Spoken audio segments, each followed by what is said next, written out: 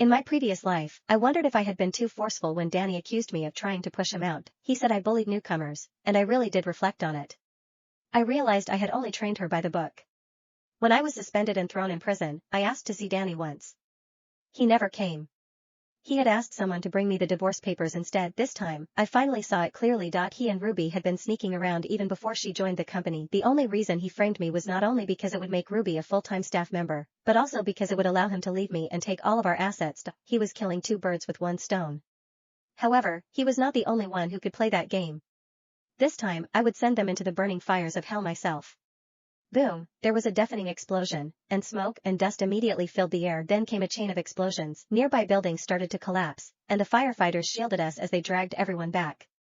When the explosions finally stopped, we realized that the explosions were from the gas tanks, not the sodium metal. The explosions were quite serious, but since there were only a few of them, the firefighters managed to move fast and clear the area. The remaining ones that hadn't exploded were also moved away. And this is what you meant when you said there are no explosive materials here? The leading firefighter pointed at the factory and roared at Ruby. He looked sick with disbelief at how cold-blooded she was. He questioned the female worker again and started planning for an evacuation. Without Danny and Ruby getting in the way, the workers began evacuating in an orderly line. Then, everything changed again. The firefighters suddenly shouted at everyone to leave. It's going to blow. Run. Because the evacuation had been delayed, the container holding the sodium metal had been baked by the heat until it was starting to fail. Due to that, the factory's fire system kicked in, and water sprayed down from the ceiling. Sodium metal would explode when it came into contact with water, and taking into account that there was a whole truckload of it present, no one wanted to gamble their lives on it. I was already far away by then, at least around 5 to 6 miles away. However, the burning blast wave hit me anyway, slamming into me and throwing me to the ground. Rocks cut my palm, but it was nothing compared to the acid eating at me from my last life. I waited nervously as ambulances passed me by, one after another. I knew it was not going well. Meanwhile, Ruby and Danny were nowhere to be found by this time. The next morning, the boss's roar shook the entire office. Do you even understand that truth is the first rule of journalism? No explosives and no casualties? Who told you that? You can't even make this up in your dreams. Documents were hurled to the floor with a bang after they struck the door. Danny was hunched inside the office with a pale face, and all I could feel was satisfaction. So, he knew fear, too. Even then, he still protected Ruby as he said in a dark voice, I'll get to the bottom of this. It must be Janice. Ruby is just an intern. She would never do anything like this.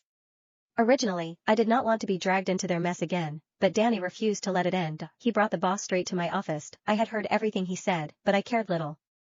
Before they could throw the accusation at my face, I handed over my work ID. I resign. Since my supervisor thinks he should train the new staff himself, I won't get in the way of your sweet daily lives. Ruby's eyes looked at me slyly. Janice, are you scared? You signed the final assignment roster.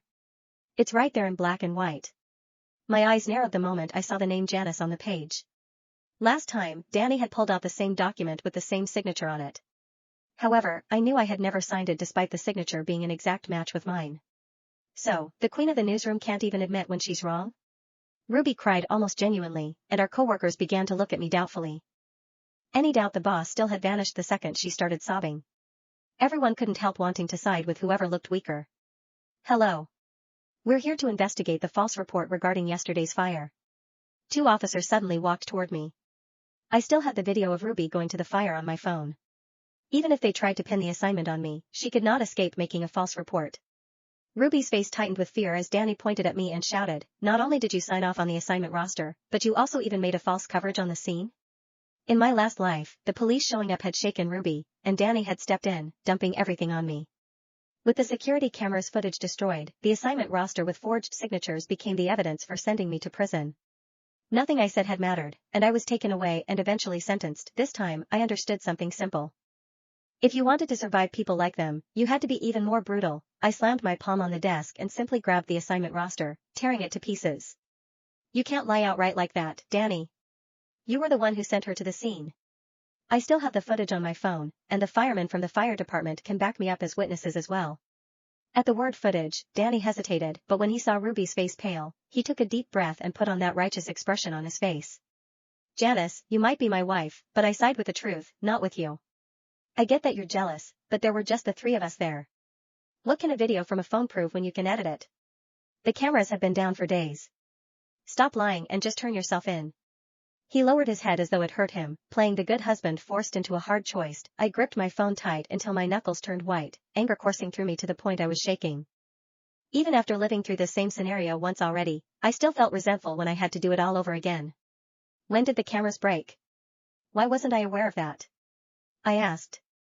The officers called in the employee from the security room. He glanced at me, then he looked away in guilt.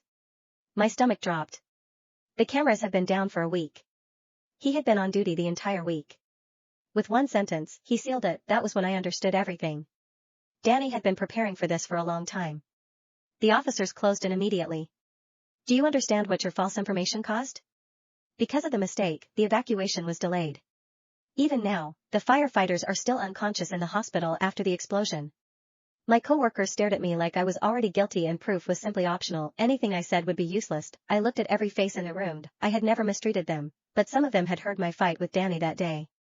They still chose to stay quiet, pretending to be deaf instead of standing up for me. Fine.